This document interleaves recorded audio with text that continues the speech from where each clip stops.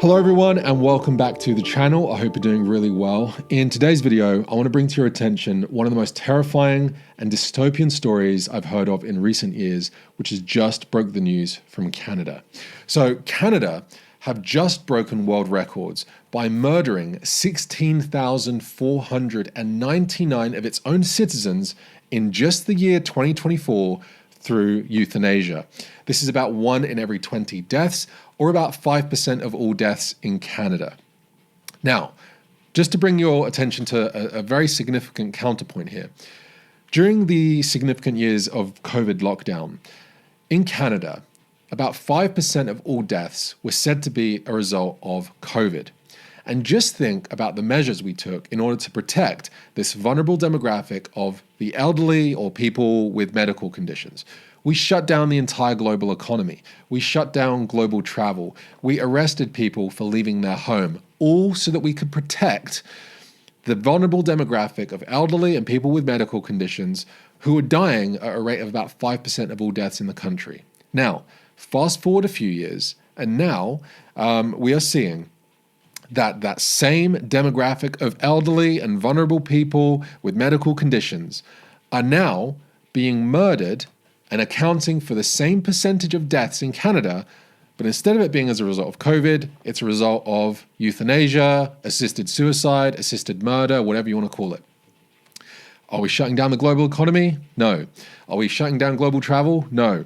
Are we arresting anyone involved? Certainly not. Instead, we are seeing this industry propose growth so that by the year 2027, they are looking to expand this to include mature minors, which there's no definition for that I could find. What does that even mean? Does that mean 5-year-olds? Does that mean 10-year-olds? Does that mean 15-year-olds? What exactly is a mature minor? I don't know.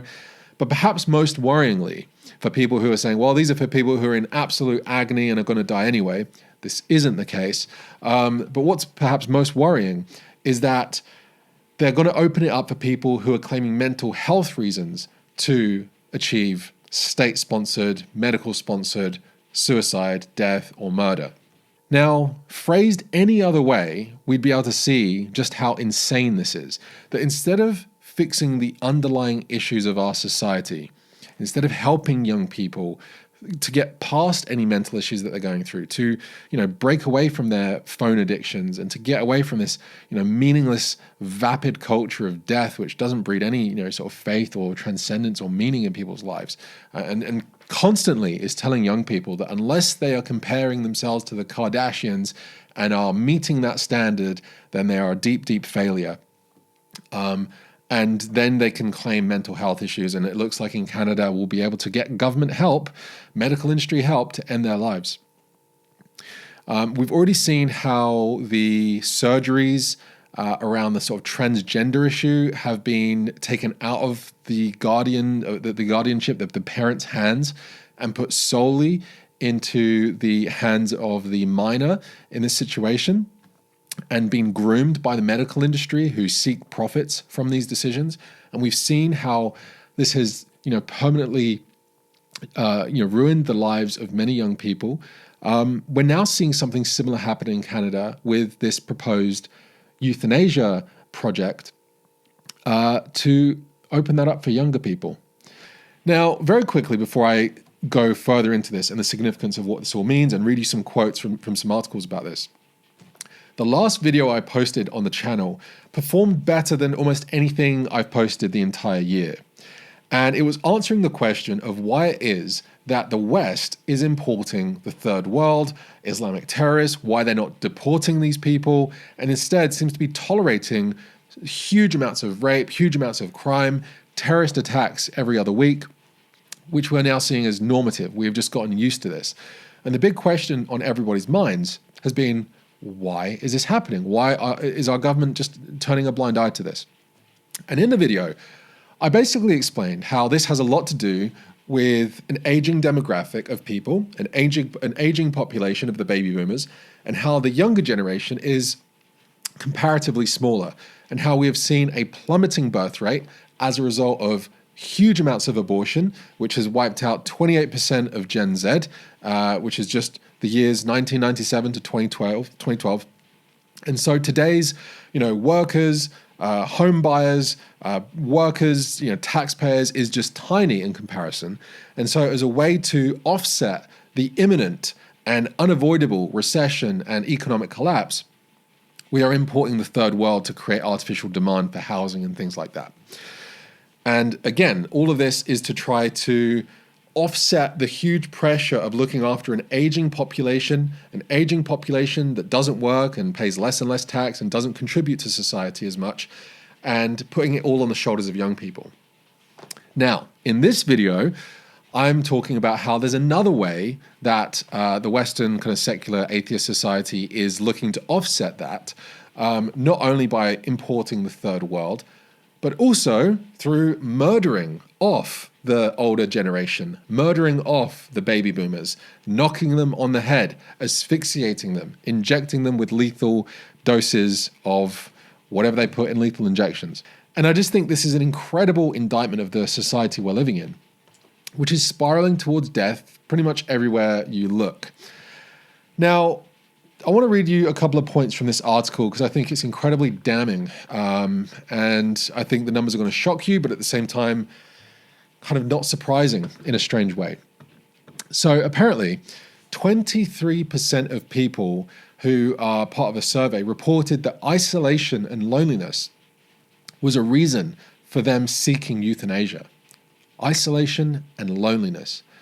Isn't that incredible that in the year 2025, this is the thing which a quarter of people seeking euthanasia are giving reason for? When 10, 15 years ago, we had the boom of social media tech giants all promising us greater connection, greater socialization, greater friendships. And they are the oligarchs of today. And what have they created? But the exact opposite. Just incredible. Medical practitioners are also reporting that about 50% of people request it because of being perceived as a burden on family, friends, and caregivers. This is also incredibly damning of our society and a complete contrast to traditional society, who almost venerated their elders and looked after them in their own homes. If you look at the entire Mediterranean culture, the African culture, the Middle Eastern culture, this is something that humans have been doing as a normative thing throughout our entire history, is looking after the entire family. That those that gave birth to us, that changed our diapers, that fed us, that made us dinner, that packed our lunchbox when we go to school, that drove us to school, that helped us do our homework, who looked after us when we were sick, when it comes to their time of need, that you look after them. And not only that from a Christian perspective, the needs of those who are sick, who are elderly, who are poor, who are dying, is almost a way of salvation for us, a way of showing others a Christ-like love, and basically created the entire field of medicine and hospitals and orphanages and old people care homes. You'll notice that most old people nursing homes are Christian organizations. That's what it was born out from. And yet today, we have departed from that so heavily. In fact, I want to read you this other quote from the article, which is incredibly sad. This man is called Roger Foley, and he's a disabled Canadian who suffers from an incurable brain disease that makes it difficult to move, okay? And he told the Daily Mail that his caregivers have suggested that assisted suicide, assisted murder, assisted death is his way out of the hospital.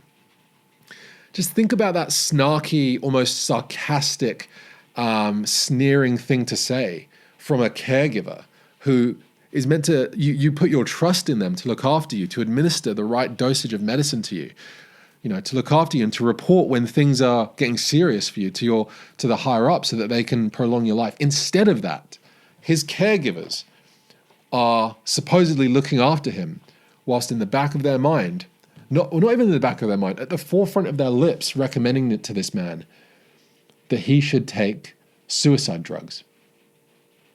He says, "I'm fighting to my last breath, but I'm up against a regime that is cruel, desensitized, and out for blood." How many thousands of other people just like him have we not heard of who haven't spoke to a journalist and made its way into an article? Who knows? A TV star by the name of Lisa told the Life Institute that disabled people like herself feel frightened and threatened by assisted suicide. Just imagine that. All of us, if we are blessed to live in old age, will end up in a similar situation to these people. And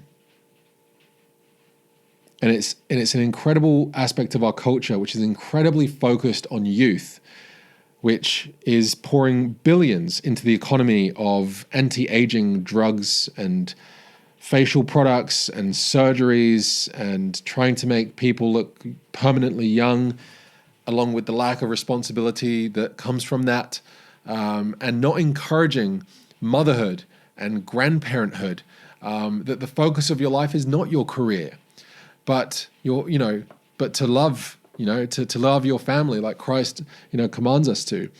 All of those things. Instead of that, it's just breeding this kind of culture of death. And of course, this is just a logical conclusion. This is, you could smell this 100 years off. Nietzsche could smell this, Now, there's something else I want to bring to your attention here, which happened about a year ago. In Switzerland, there's this company that create these suicide pods, and they look like something from a sci-fi movie. But I want to draw your attention to something that's written at the bottom of this suicide pod. And I just want you to consider that of all the things that the engineers and the designers, the creators, the investors of this product, this device, this suicide device, of all the things to put on it, they chose this quote from Carl Sagan. It says that we are made of star stuff. We are a way for the universe to know itself.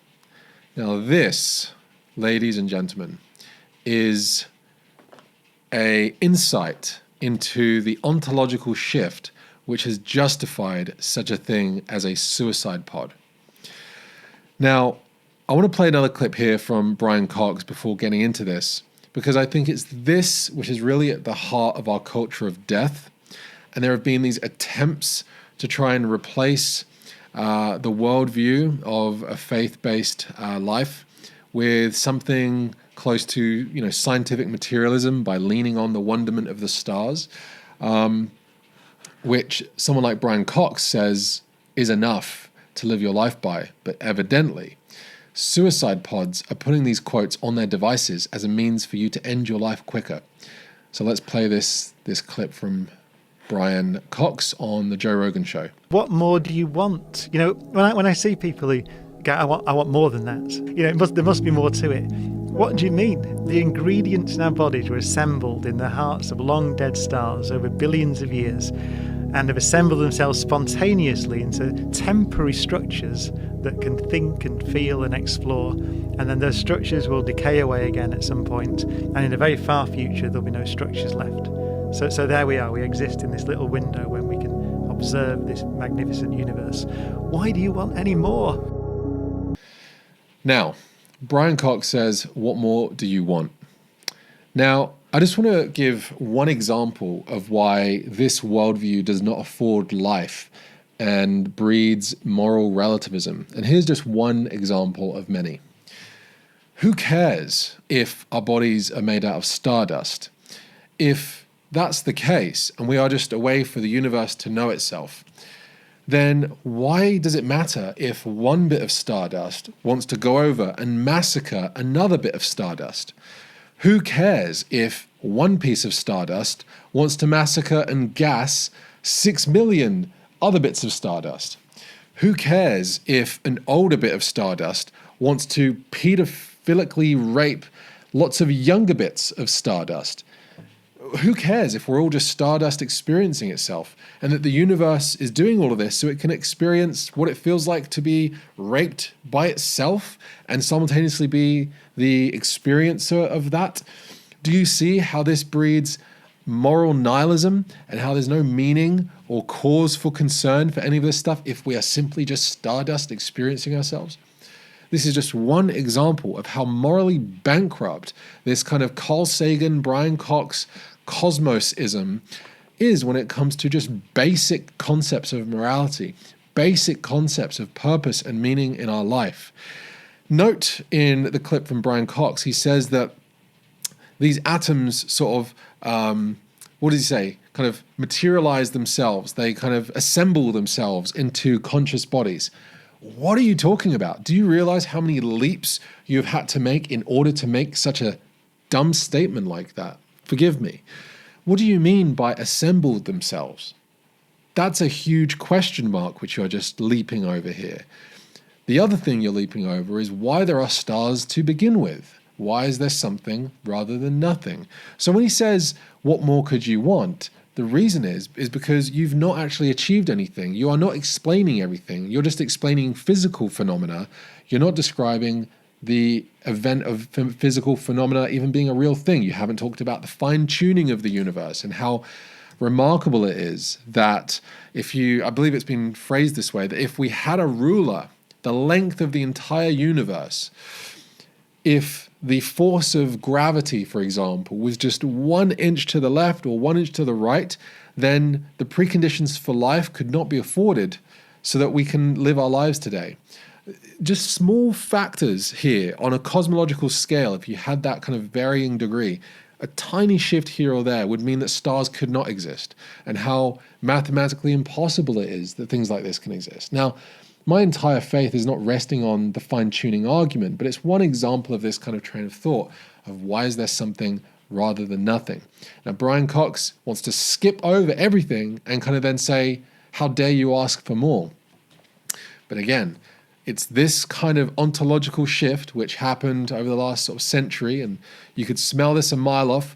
Nietzsche detected it when he said that, God is dead and man has basically killed him, and we will be experiencing the groans of this for eons to come. Essentially, you've had this attempt at replacing the Christian worldview with such a bankrupt narrative as we are Stardust, we are the universe getting to know itself. And here's another just stupid point on this Carl Sagan quote. If we are the universe just experiencing itself, and we are just a way for the universe to experience itself, what does that even mean? If you have an unconscious universe consciously forming us, that poses a lot of questions, first of all. And then it supposes that consciousness comes from physical matter, which is a whole other question.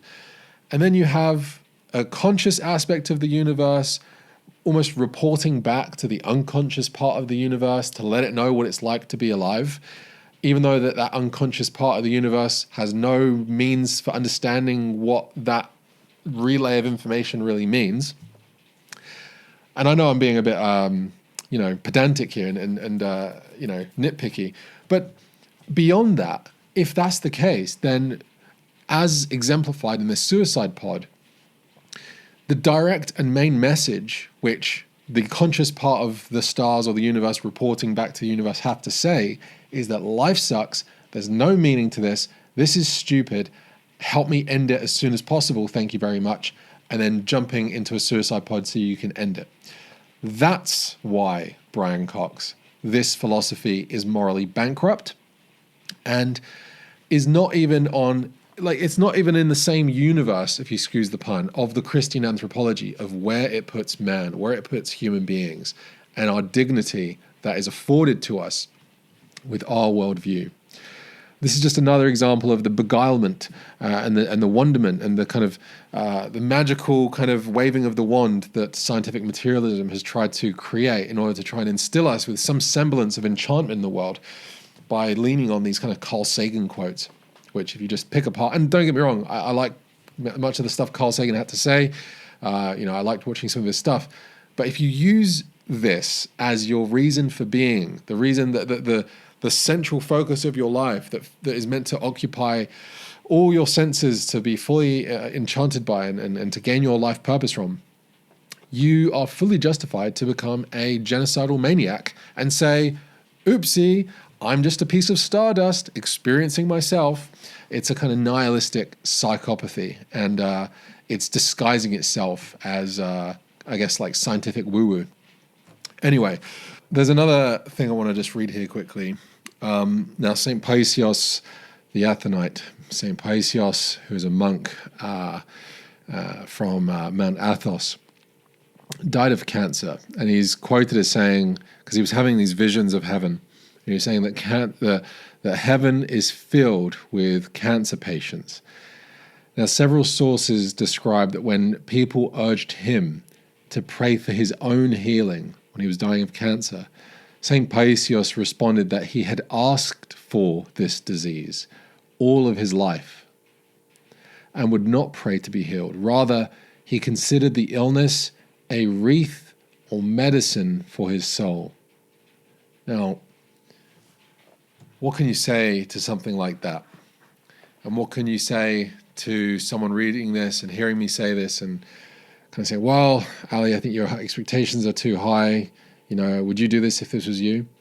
In some ways, it's irrelevant. But the point is that for the Christian ethos, for the Christian paradigm, suffering and meaning are inextricably linked. And if only we're all brave enough, hey, like myself, if only, there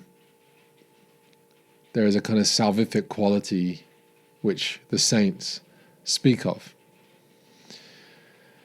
Anyway, I think that's enough reflection. I think that's enough talking. I'm going to go away and think about this for the rest of the month and leave it to you in the comment section to tell me what you think of this video.